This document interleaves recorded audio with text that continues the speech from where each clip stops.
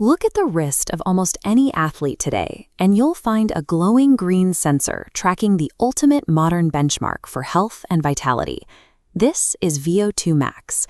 It is a measurement of the peak amount of oxygen your body can take in and utilize during intense exercise.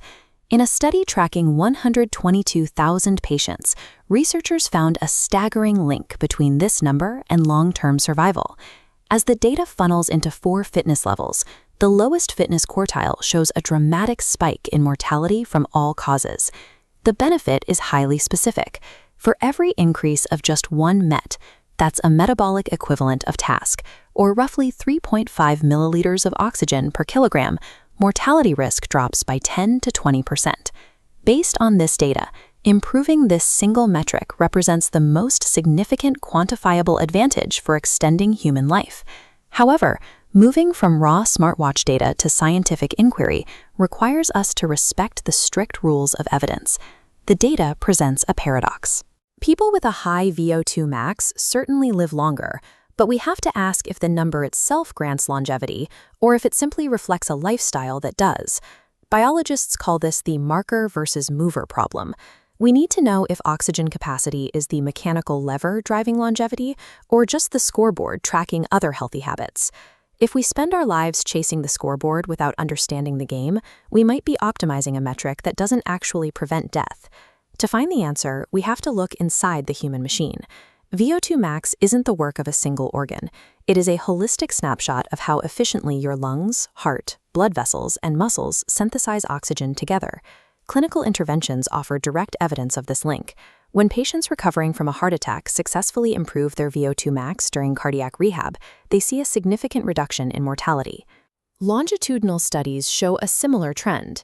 People who actively increase their fitness levels over time outlive those whose fitness remains stagnant.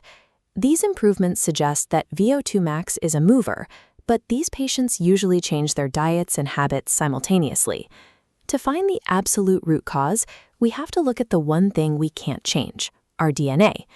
Turning to genetics allows us to search for the drivers of longevity that aren't influenced by daily choices.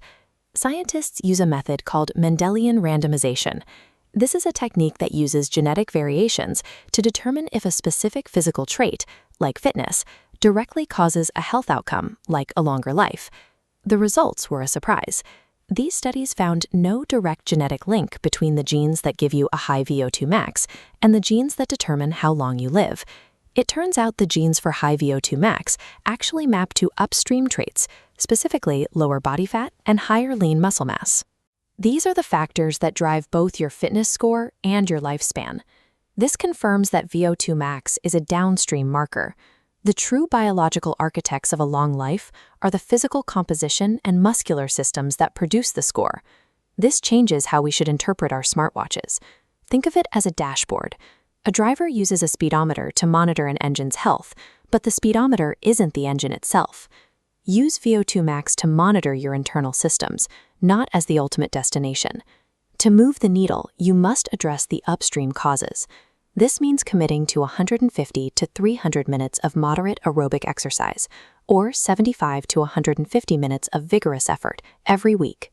You also need to build lean mass. Strength training 2 to 3 times a week is vital because muscle is the primary engine that consumes the oxygen your heart delivers. Third, optimize your body composition. Reducing excess body fat improves your aerobic efficiency and your overall metabolic health. There is also an encouraging reality for the average person. You don't need the lung capacity of an elite athlete to see a massive benefit. The largest reduction in mortality risk occurs when a person simply moves from low fitness to moderate fitness. Beyond that, the gains in longevity begin to show diminishing returns. If you focus on the daily physical habits that build a stronger engine, your VO₂ max will naturally rise, and your lifespan is likely to follow.